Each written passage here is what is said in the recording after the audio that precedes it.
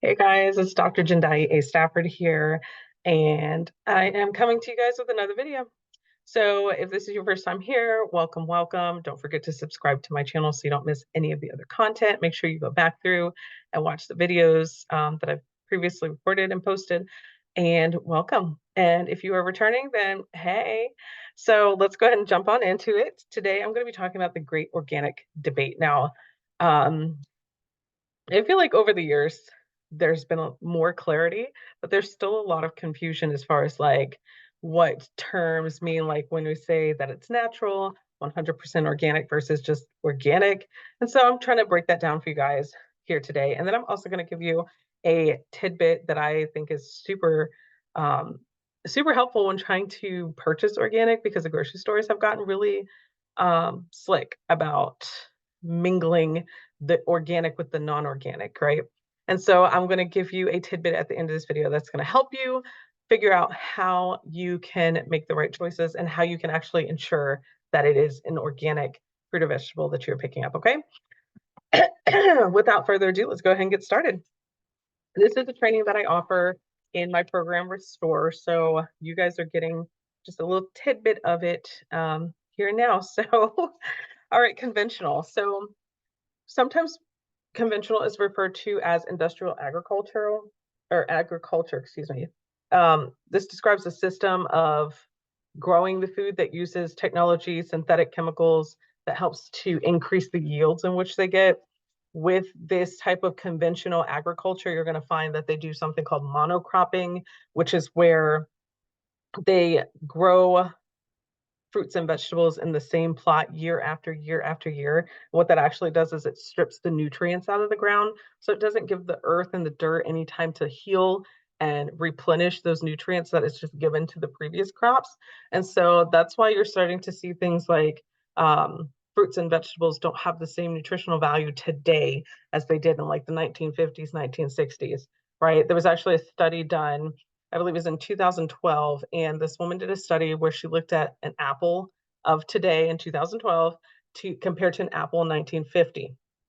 Well, in order to get the same nutritional value as that one apple in 1950, in 2012, you would have had to eat 26 apples. 26 apples in 2012 to have the same nutritional value as one apple in 1950.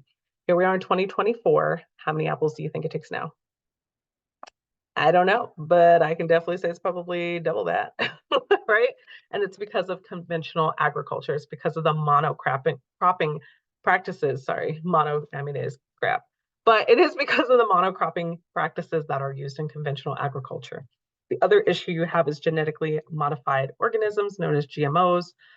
There are a lot of these different seedless fruits, right? Well, the seed is the life spawn, right? That's how you grow new trees, grow new fruits, right? It's from the seeds. Well, when they have seedless grapes and seedless watermelon and seedless whatever else they have, how do you think it's made? Okay. Contrary to what some people think, if it's seedless, it is GMO, right? It has been genetically modified to where it doesn't have the seeds. They take out the genetics that causes those seeds to grow in the fruit. And rather than us just like kind of eating the fruit around the seed, now we can shovel the fruit in our face and don't have to worry about, a teeny little seed. Convenient to some.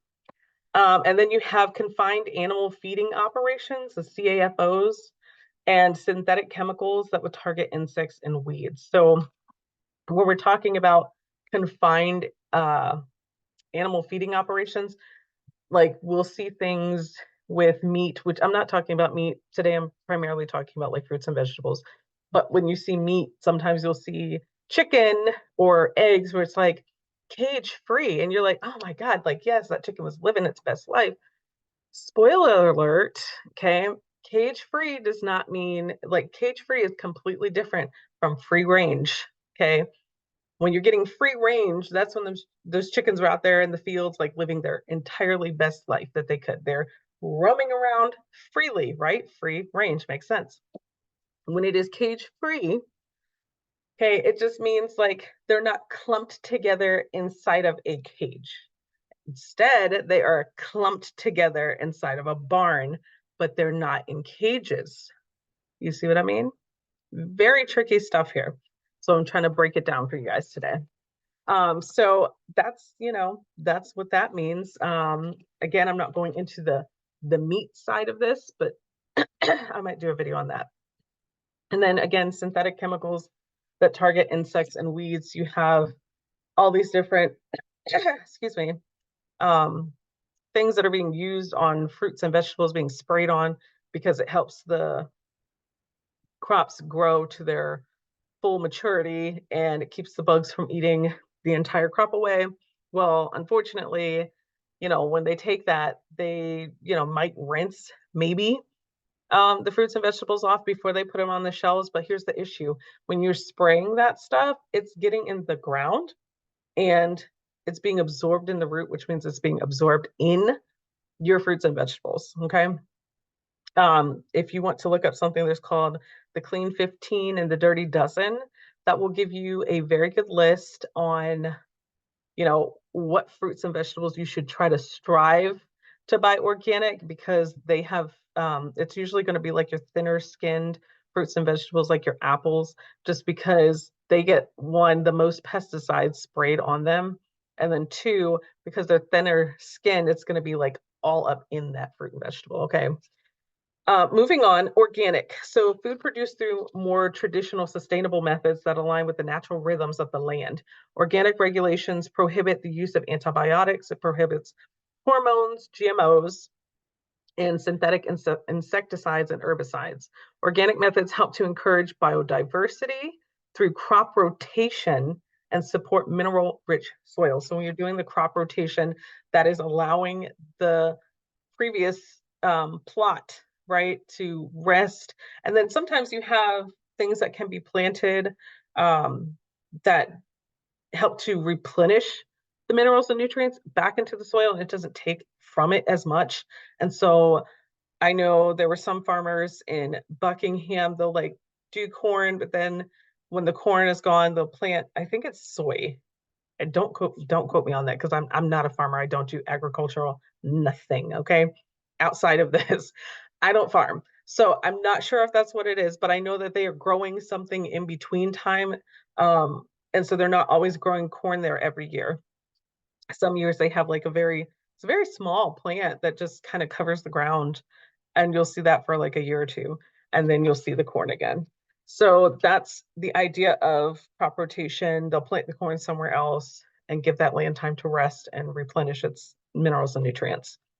All organic agricultural farms and products must meet the guidelines that are set by the USDA approved independent agencies. They can be expensive.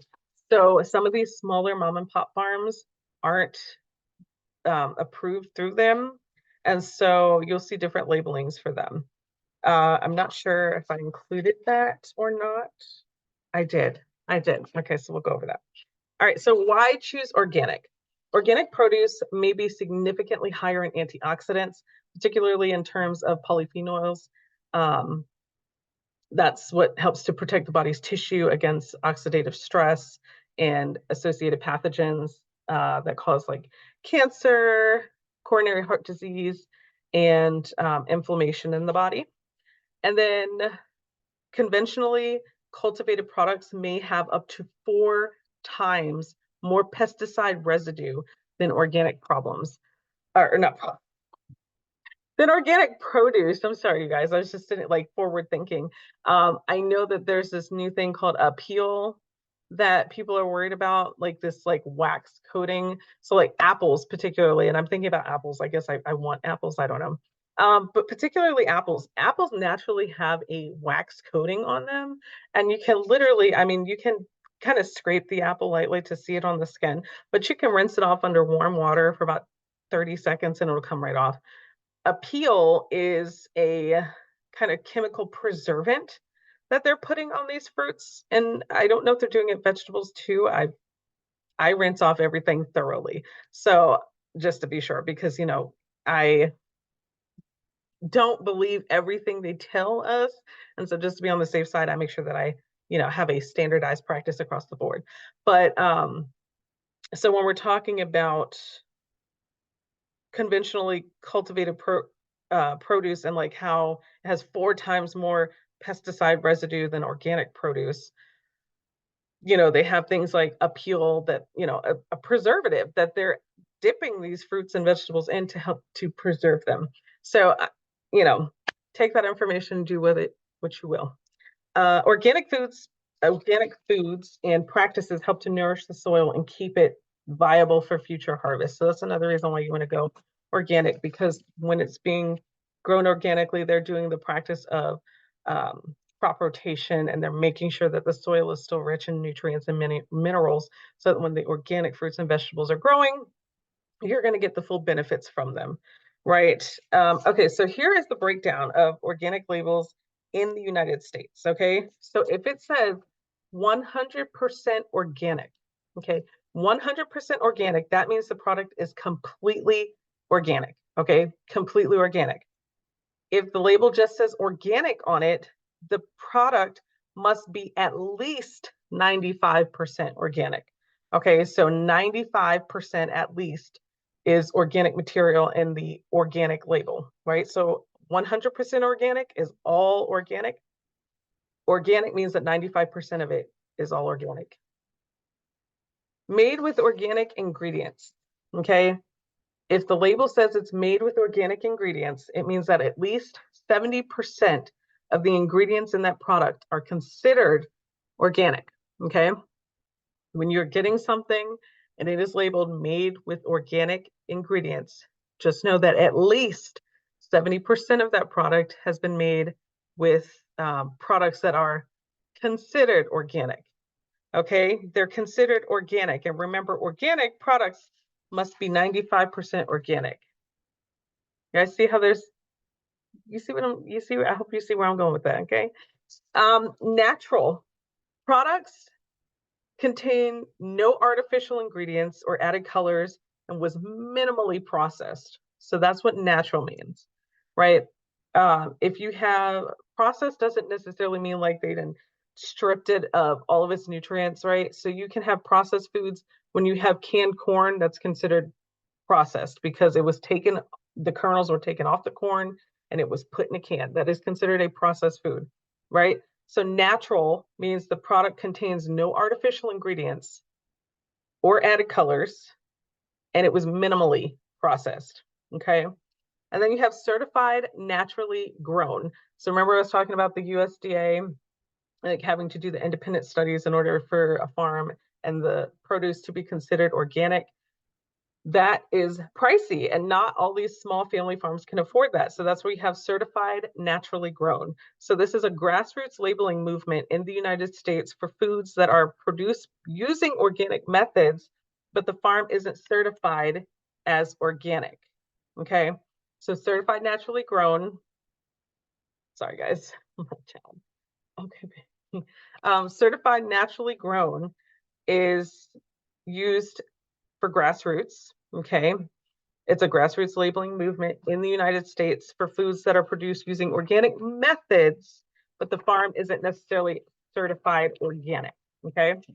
And so I hope you guys learned a lot of information from that. I know it was a lot. If you didn't catch it all, go back through the video. I know it's a lot. And when you're trying to eat right, eat healthy, do what's best for you and your family, it can get really hard. These labels are super confusing, and they will have you thinking that, oh my gosh, everything, like you see organic, you're thinking, oh my God, this is great, it's organic. And then to find out that only 95% of it has to be 95% at least organic. If it's not saying 100% organic, then it's not 100% organic. Like that's crazy, right? Like if it says organic, it should all be organic. But here's a great way to figure out if your produce is correct or not, organic. So I'm gonna start with a little story real quick. So I sent my husband to the store to get bananas, okay? And I said, make sure they're organic.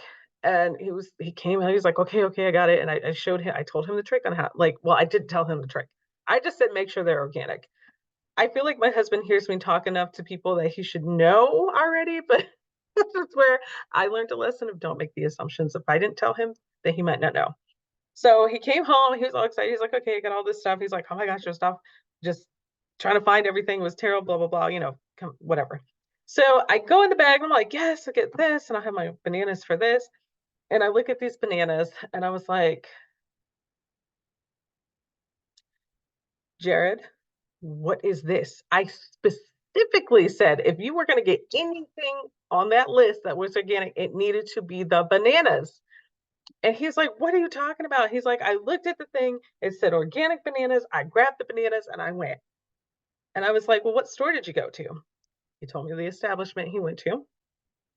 So I went there the next day. Not that I didn't believe him, but I was like, what, are they really doing this?